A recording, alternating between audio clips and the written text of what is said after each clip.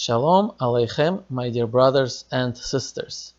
Today I want to talk to you about the hijab, and this video is actually more directed towards our Jewish sisters. And so this is the second reason why I think that the hijab is really the superior way to cover the hair.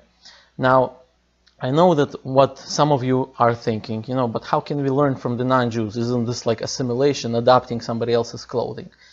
Well, first of all, to counter that, I will say that this is not a non-Jewish practice. In fact, I believe that this was the Jewish practice until actually recently. For example, I'm not even talking about the Jews in the Middle Eastern countries. The Jews in the Middle Eastern countries always wore this, even until today. You see the Yemenite Jews coming back to Israel, right? You see them wear the hijab exactly the same way as the Muslims do. So, you cannot claim that this is not a Jewish custom, because many of the Jews wore this way, covered their hair this way.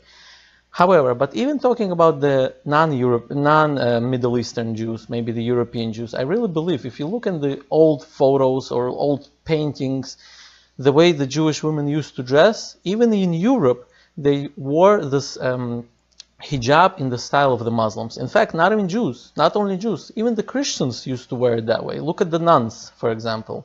The nuns pretty much wear it almost the same way. And in fact, I'll show you a picture of my great-great-grandmother. She was Jewish, both her and her husband. And look at the way she's dressed. Look at the way. Isn't this a hijab? Doesn't this look exactly like a hijab? This was exactly, in fact, the way they used to, my great-grandmother, and from what I heard from my grandparents, is the way that she used to dress. She used to have two coverings. One inside, where the hair is covered, and then over that regular one, another covering, to make sure that no hair is exposed. And this is one counter-argument. So this is not a not-Jewish custom. I think this is a Jewish custom which, unfortunately, some of the Jews have lost. Now, I'm not saying all the Jews lost it. There are, in fact, Jews that cover their hair exactly the same way as the Muslims do. This group, for example, is called Lev Tahor.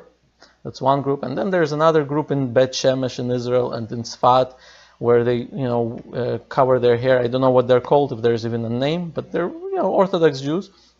The women cover their hair completely, and some even cover their faces, which I'm not even talking about, but some Jews even cover their faces. So right now, I think it's hard to say that this is not a Jewish custom, and therefore we, cannot follow it. However, I'll give you another claim, and another claim is that when it comes to good